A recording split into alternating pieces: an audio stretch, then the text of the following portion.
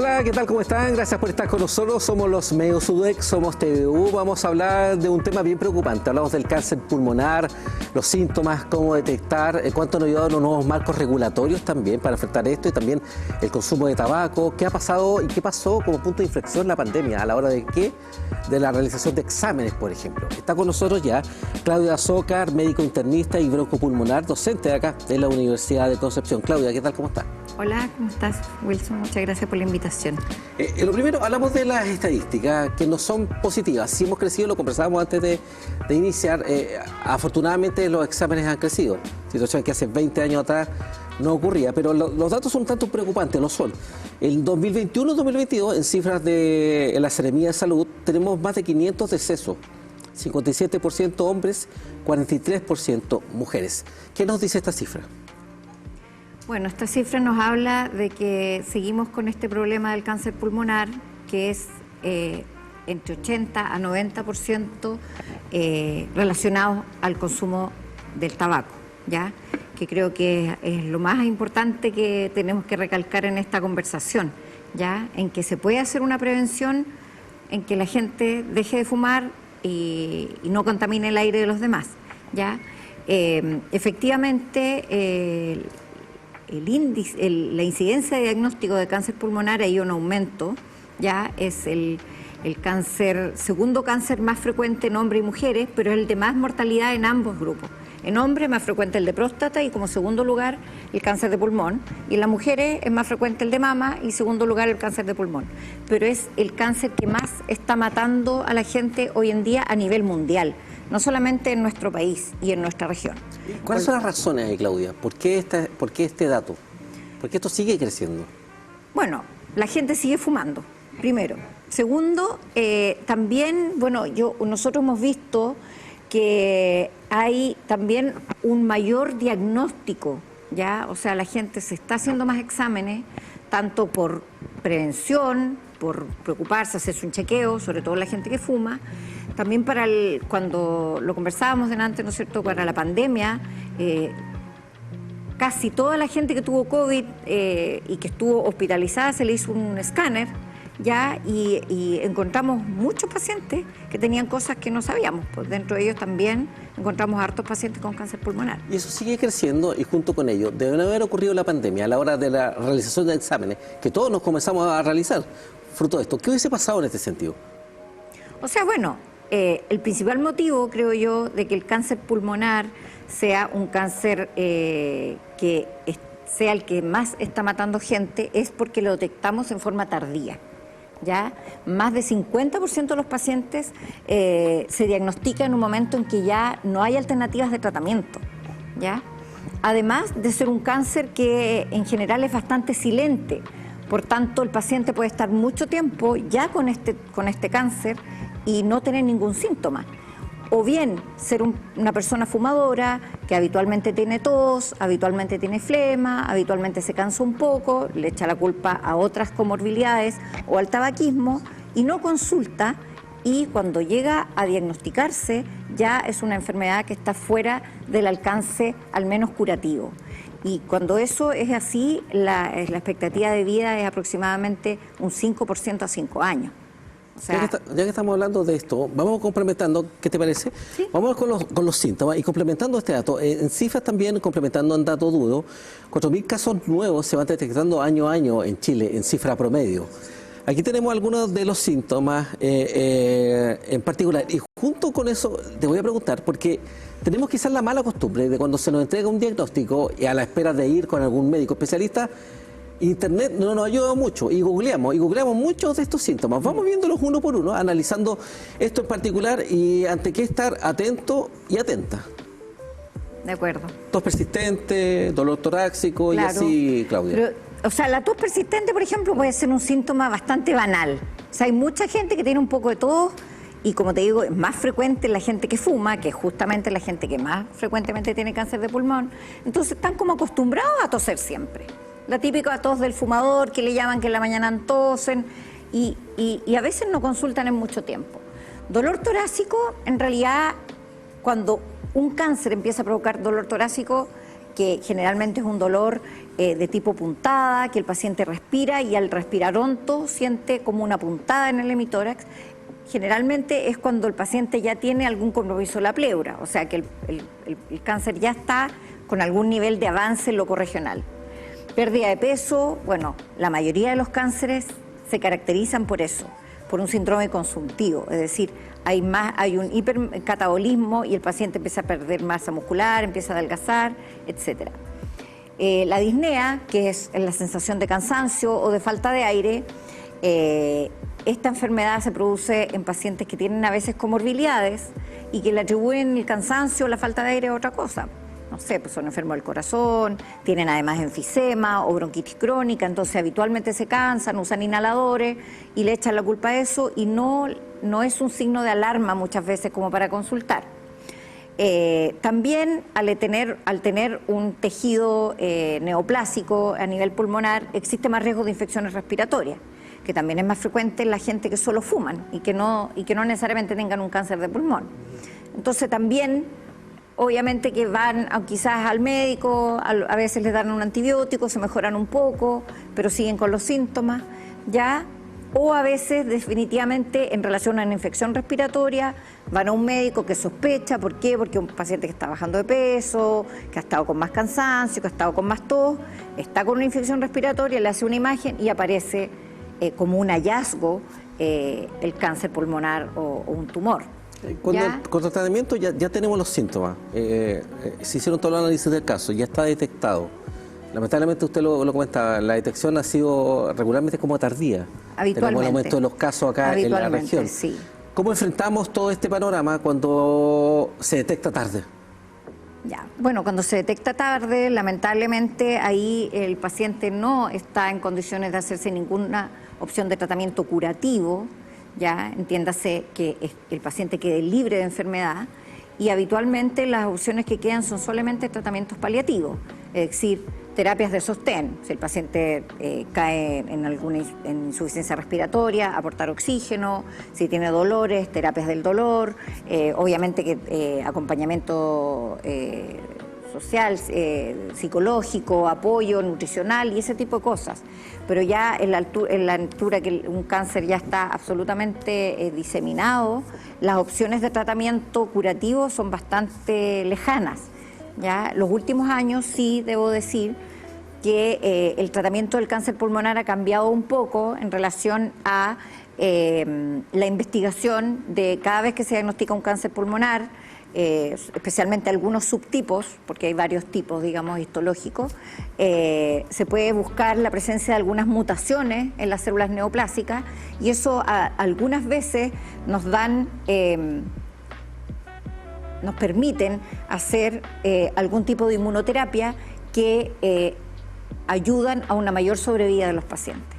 Ya eso es un cambio que han habido en los últimos años en caso de cáncer pulmonar, pero lamentablemente no todos los pacientes tienen estas mutaciones en el tumor y no es posible realizar esas terapias.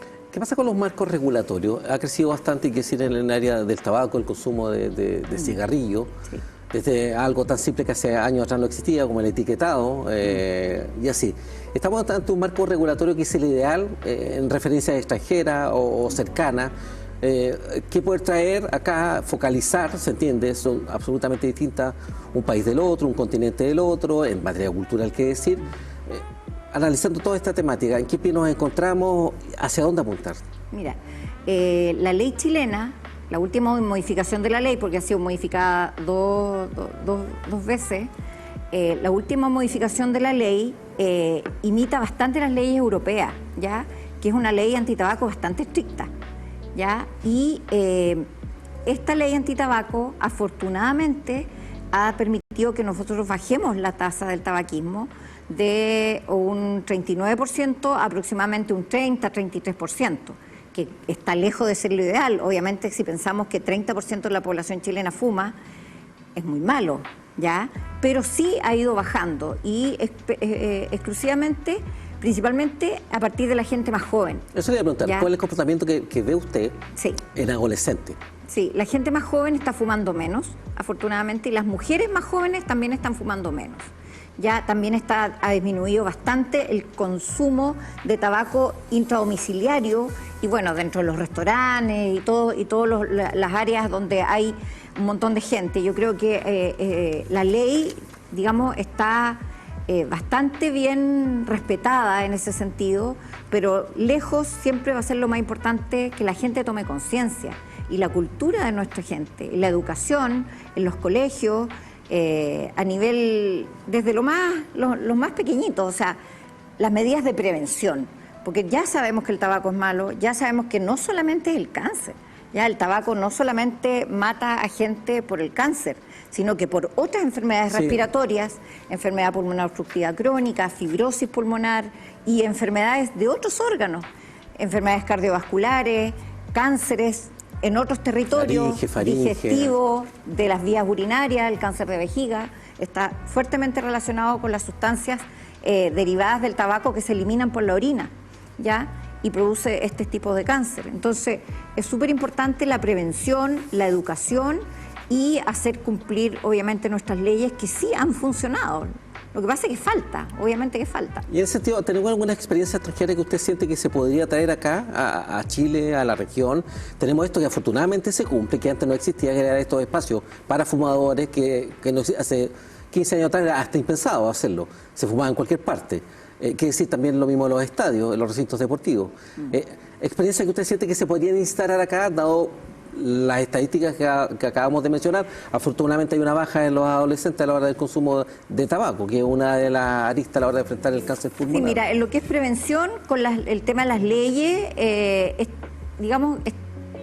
bastante estricto acá la ley. Como te digo, no es que es bastante parecida, ¿ya? Y creo que en general se aplica, ¿ya? Yo creo que cada uno tiene que hacerlo aplicar en su casa también, porque yo tengo muchos pacientes que dicen, mira, en realidad yo no fumo, pero cada vez que veo a mi amiga fuman. Y uno le dice, pero ¿por qué le permite fumar en su casa? Pucha, es que ¿cómo le voy a decir que no? O sea, cada uno tiene que hacer respetar su espacio, o sea, ahí tenemos un tema en el cual seguir trabajando.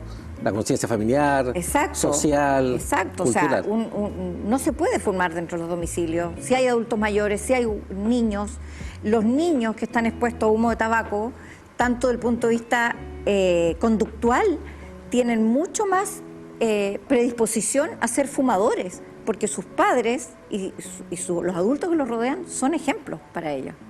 ¿Ya? Eso está súper demostrado, que los niños que tienen padres fumadores fuman más. Además, que los niños que están expuestos a humo de tabaco, incluso, aunque no lo crea, ya desde la etapa fetal, que hay muchas embarazadas que fuman, son niños que tienen más posibilidades de tener enfisema pulmonar, tienen más posibilidades de tener problemas respiratorios en la infancia y tienen más posibilidades de ser prematuros, ¿ya? Y además, esos niños tienen más posibilidades de tener después enfisema o enfermedad pulmonar obstructiva crónica. Eso iba a preguntar. ¿Relacionado o no relacionado a tabaco? En el crecimiento, ¿cuáles son las consecuencias para niños y niñas? Bueno, el desarrollo del pulmón no es el mismo, no es igual, no es normal el desarrollo. El pulmón, uno nace con el pulmón que se desarrolla hasta los 18 o 20 años, ¿ya? Pero un pulmón de un feto expuesto a tabaco tiene mucho más posibilidades de tener problemas en la primera infancia, que es donde más tenemos miedo, ¿no es cierto? Las guaguitas que tienen infecciones virales, que tienen infecciones graves pulmonares, pues claramente pueden estar mucho más afectadas. Tienen más posibilidades de ser asmáticos después, también los niños expuestos a humo tabaco, tanto intrauterina o en la primera infancia. Entonces son todo un grupo de enfermedades que realmente es impresionante el tremendo abanico de enfermedades que produce este hábito que lamentablemente no hemos podido erradicar. Hablamos de los tratamientos cuando ya está detectado y hay poco que hacer. ¿Qué pasa cuando el tratamiento es detectado a tiempo? ¿Cuál es el tratamiento? ¿Cómo se aborda al paciente o a la paciente? Bueno, cuando el paciente tiene una enfermedad localizada, y eso se debe estudiar con un estudio de extensión. ¿Qué significa esto? Significa que además de saber yo el tipo histológico de cáncer que tiene este paciente, tengo que saber si eso está localizado en el pulmón o ramificado, ¿no es cierto? Es el primer paso antes de poder ofrecer algún tratamiento a un paciente. Si yo veo que es una enfermedad absolutamente locorregional o local, que es un nódulo neoplásico, no tiene compromiso ganglionar, ni del mediastino, ni de otros órganos, el paciente, habitualmente el tratamiento curativo siempre va a ser quirúrgico. ¿Ya? Eso es como en general. Quirúrgico es decir, sacar generalmente el lóbulo de pulmón. Bueno, obviamente que hay otras cosas técnicas que en realidad no viene al caso de discutirlas acá, pero en general sacar el tumor más pulmón periférico que nos asegure que no quedó enfermedad residual, y después, si es que hubiese algún compromiso ganglionar o regional, estamos viendo eso apoyarlo con quimioterapia o radioterapia. Que van en este sentido reforzando lo que menciona usted en el relato. A la hora de realizar cirugías de este tipo, la etapa de recuperación, ¿qué tiempo estamos hablando? ¿Cuáles son qué medicina se desarrolla, se aplica? A ver, generalmente estas cirugías son cirugías abiertas o por videotoracoscopía, dependiendo de las características técnicas de cómo el cirujano pueda abordar la lesión en cuestión. Ya habitualmente los pacientes quedan con una sonda de drenaje dentro de la cavidad pleural, que está, si no hay ninguna complicación, generalmente entre 3 días a una semana, se retira esta sonda y el paciente se puede ir de alta a su casa. ¿Ya? El espacio intercostal por donde se aborda es un espacio que es muy inervado, ¿ya? Por tanto, a veces los pacientes tienen un poco de dolor residual, que es, bueno, se maneja con analgesia, con distintos tipos de tratamiento, y ahí es donde viene también después el resultado final de la biopsia quirúrgica, donde hay un muestreo de ganglios del mediastino, a pesar de que generalmente a los pacientes nosotros obviamente le hacemos escáner, ahora les hacemos PET-CT a los pacientes para ver si hay compromiso ganglionar del mediastino, y si todo eso sale negativo, el paciente ya se considera curado. Obviamente que tiene que seguir un seguimiento con controles médicos y con imágenes. Sin embargo, si hay algún compromiso neoplásico de los ganglios, obviamente que eso ya pasa a una discusión de un comité multidisciplinario, que son generalmente comités oncológicos en el fondo, que se discute el caso y se decide qué terapias de adyuvancia se le va a ofrecer a este paciente. Parte de lo que estamos conversando, por ejemplo, toda esta etapa de cirugía, las biopsias, ¿tenemos la tecnología instalada acá, capacidad profesional en toda la región del Biobío? Sí. ¿O necesitamos viajar a Santiago como ocurría hace un par de años atrás? Y complementario con eso, ¿qué avance tecnológico se ha desarrollado en el último tiempo que ha permitido desde apurar los diagnósticos o tener una mejor recuperación? A ver, yo creo que el proceso diagnóstico, un gran avance que hemos tenido en los últimos años es la instalación del PET-CT, ¿ya?